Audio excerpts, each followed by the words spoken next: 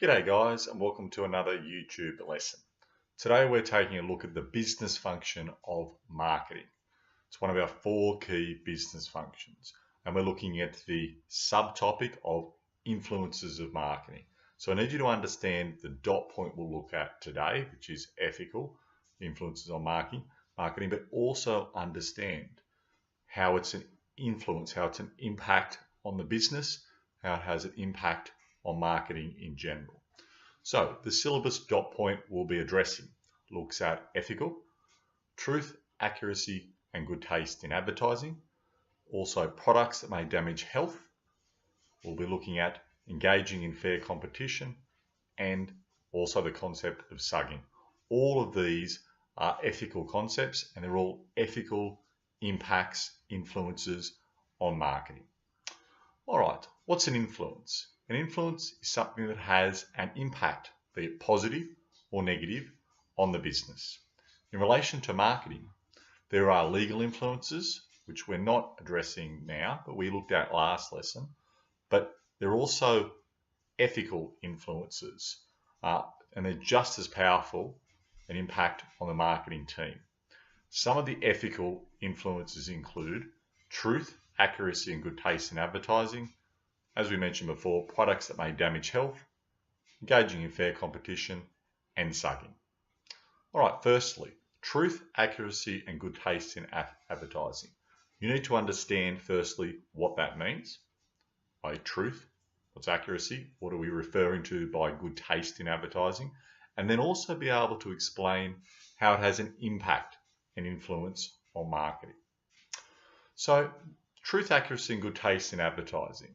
This means that when advertising a product, it must be truthful, which is honest, use correct and factual information, so accurate, and not make generalizations, and not be crude or disgusting or make an offense to the majority of people. That's the good taste part of that syllabus dot point. So how does that impact or influence a business? Well, in a number of ways. Firstly, it's the law to make sure you're acting in a truthful, accurate, and use good taste. But in terms of ethics, it's bad for the brand. It's bad for the recognition of the product. So it's the right thing to do, thirdly. Internally and social morals considers to act ethically, to be truthful, accurate, and use good taste. It's just the right thing to do. All right, now products that may damage health. Both the federal and state governments have sought to restrict the advertising of goods and services that may act as a health deterrent to the consumer. They're doing this but without applying a total ban on their sales. There's some things they totally ban, like illicit drugs, but other things they try to restrict, like cigarettes and alcohol, but without a full ban. Now, these goods and services are often referred to as sin goods because in essence, they're not good for us, they're bad for us. Examples include cigarettes, alcohol, junk food. Now, how does this have an impact on marketing? It has a strong influence on marketing, as in the case of junk food. Businesses like Macca's have switched their marketing campaigns to a more healthy alternative.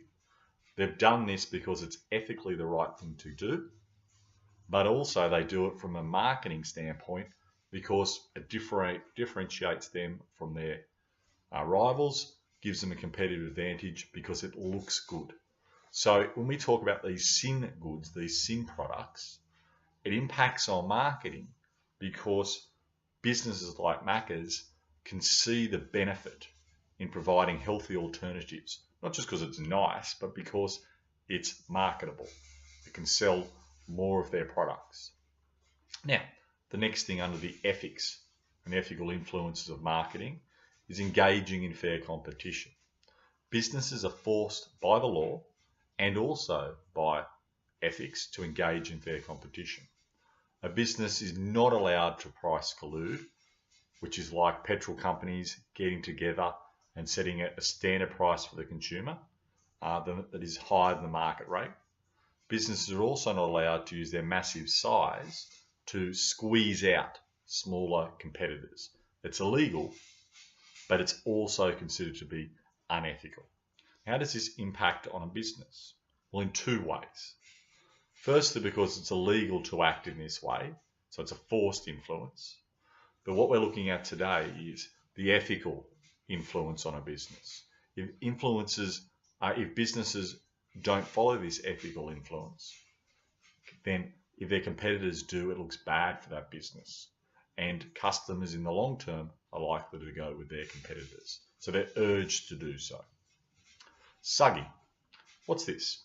It's not a legal one. It's purely ethical. It's not against the law to use sugging. But ethically, morally, and also in terms of bad reputation for your brand, sugging is not in the long term recommended. Now, it's a process whereby you're selling under the guise of research.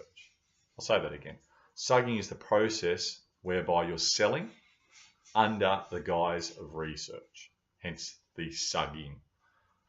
Consumers are asked, in terms of this process, consumers are asked general questions on a range of topics, such as where would you like to go for a holiday?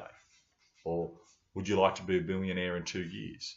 Now, from these responses, the interviewer or the market researcher is able to determine the needs of the customer and suggest products and offer these products to the customer the business could be able to give them.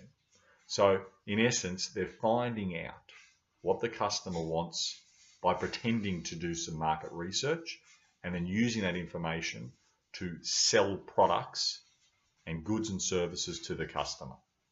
It suckers the customer into trusting them, thinking it's just market research, when the end game really is to just flog stuff to the customer using that information when their guard is down. And it's not illegal, but it's not looked on positively by customers, and it's bad for the business's reputation. An example is, in a bar, an attractive lady might ask a group of guys if they don't mind being asked some market research questions. She asks what drinks they most like. The customers ask her, she writes it down or nods. She then attempts to sell them those very branded drinks back to the customers, gaining the information to help her target the customers and what they'd like. Now, this one is purely an ethical influence. Sometimes in the HSC, they ask if it's legal or ethical. It's purely an ethical thing. Most businesses do comply with anti-sugging practices, i.e. they don't use sugging, because customers aren't silly. They understand generally in the long term what the business is trying to do, and they're not happy about it. It's not a recommended practice. It's bad for the product's branding and ultimately will result in lower sales in the long term. All right, guys, thanks for listening.